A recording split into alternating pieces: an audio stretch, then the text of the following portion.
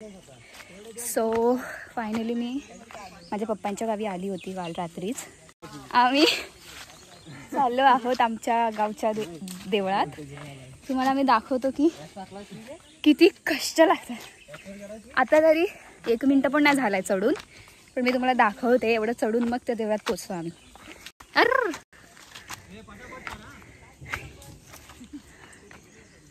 1 minute.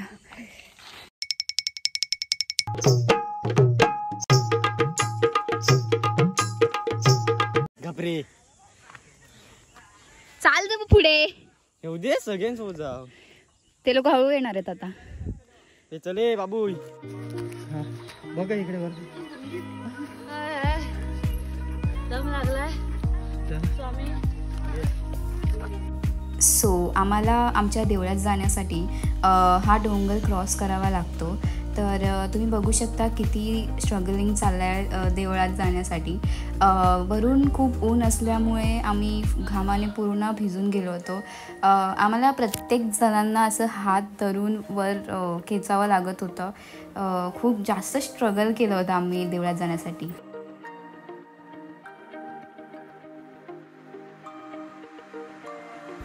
तर आता आम्ही आलेलो होतो अर्ध्या रस्त्यातच. समोरच आमचं देऊळ होतं. वर येता येता आमची हालत खूप बेकार झाली होती. आमचं ठीक आहे एक वेळ, पण आमच्यासोबत आमची मम्मी पप्पा परत अजून एक काकासुद्धा आले होते. त्यांना बघून आम्ही पूर्ण अजून जास्तच आम्हाला गरम होत होतं, कारण की ते पुन्हा ते थकलेले होते.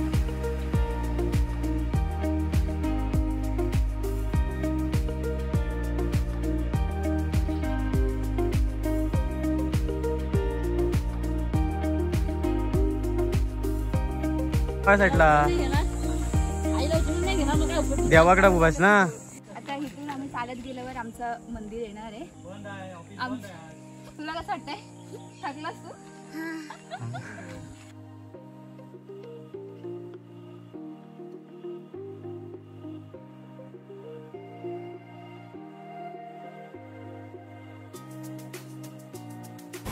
सो हे आहे आमचं गावचं देऊळ. तुम्ही बघू शकता किती सुंदर असं देऊळ बांधलंय. वर चढता चढता आमची हालत जाम बेकार झाली होती. सो म्हणून आम्ही ते थांबलेलो, म्हणजे मंदिराच्या आतच थांबलेलो. मंदिर लॉक होतं. सो आम्ही गुरवची वाट बघत होतो. ते चावी घेऊन येणार होते आणि आमच्यासाठी छोटीशी पूजासुद्धा करणार होते. गावच्या देवळामध्ये आम्ही कुटुंब सहपरिवार आणि सोमवार आमचं सोमवारचा वार आहे म्हणून आम्ही सोमवारचं दर्शन घ्यायला आलो. आई वरदानी मेनूबाई चंडिका देवी नवलाई देवी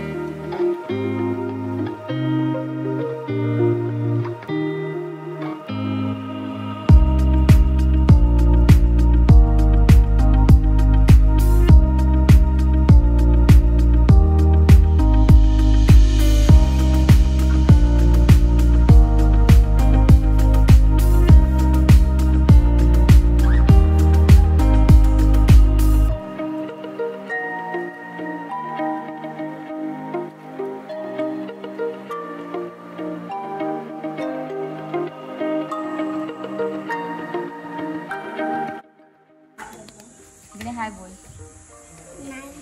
का? कशाला म्हणजे हाय बोलायचं? मला नाही करायचं. का नाही करायचंय? ब्लॉग नाही बनवायचं.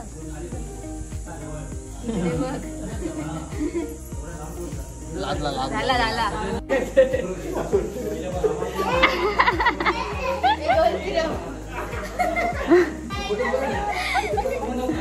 अरे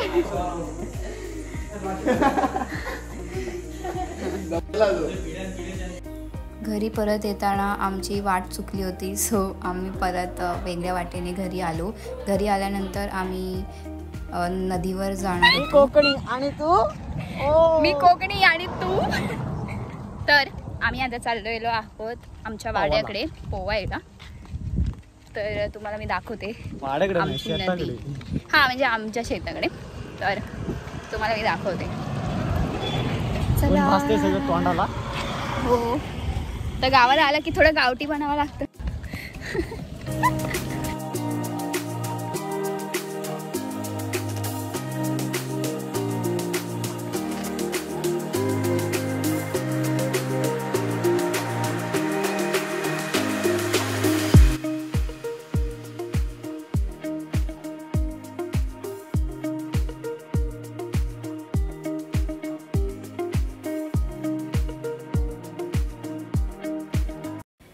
तर आमच्या गावात होती पूजा. तुम्ही माझ्या मागच्या ब्लॉगमध्ये बघितलं असेल. ती होती माझ्या मम्मीच्या गावातली पूजा आणि हे आहे माझ्या पप्पांच्या गावची पूजा.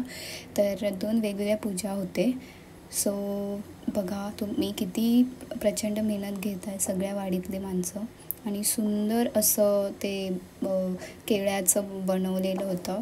एकदम मस्त बनवलं होतं ते पूजा वगैरे. एकदम सही वाटत होतं.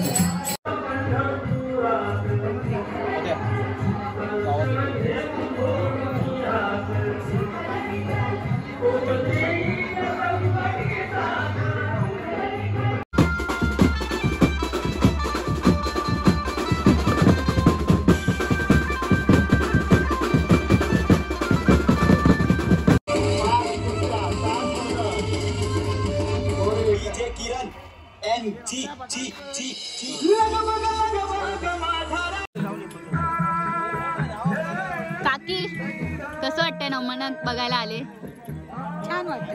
छान वाटत. किती वर्षाने बघताय? तरी झाले 10-15 वर्ष. एवढ्या वर्षाने बघताय? मग तू बोल. आता नमन आहे आमच्या लोवले गावात चालू होणार आहे. खूप मस्त मजा येते. आमची फॅमिली आहे मोरे. किती वर्षाने नमन बघतोयस? मी दरवर्षी येतो नमन बघायला लहानपणापासून. कारण मला आवडतं आणि आपली महाराष्ट्राची संस्कृती आपणच जपली पाहिजे. आपल्या याच्या येणाऱ्या पुढच्या पिढीला पण आपण हे सांगितलं पाहिजे आवर्जून. काही आपल्या कोकणामधली पारंपरिक जे आपलं नमन होतं त्याच्यामध्ये ते दाखवतात, जी कथा सांगतात ती आवर्जून पाहिली पाहिजे. मला तर आवडतं. तुम्ही पण या बघण्यासाठी. धन्यवाद.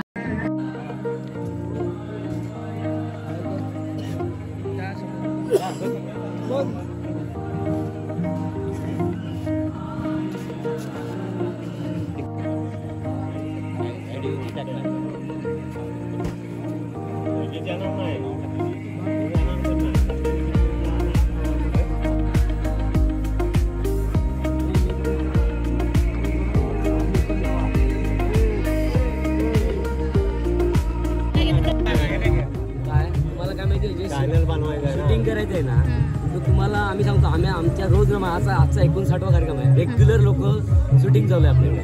तेच आपल्याला लाजायचं नाहीये. तुम्ही इथे काय आम्ही करतोय ना ते ऍक्युरेट सांगायचं नाहीये. आम्हाला वेळ नाही सांगायला. तुम्ही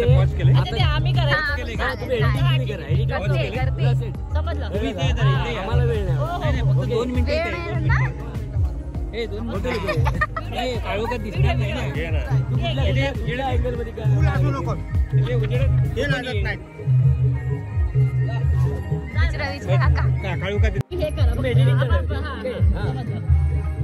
तुमचा आताचा जो कार्यक्रम आहे ना तो केव्हा झाला? 59 किती 2 महिने झाले? 2 महिने झाले. 2 महिने कार्यक्रम चालू आहे.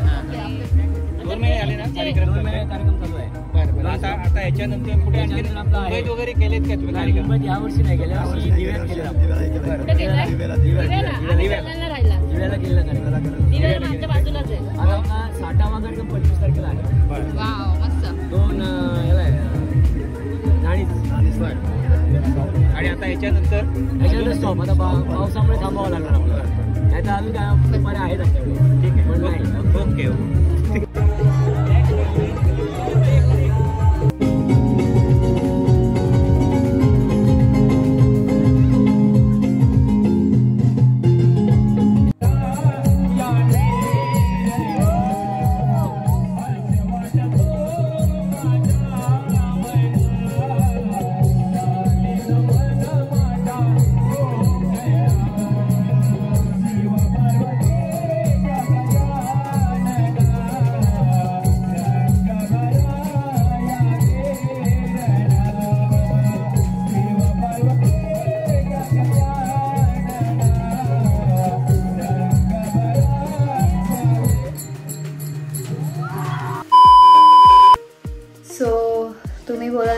माझा असा अवतार का झालाय तर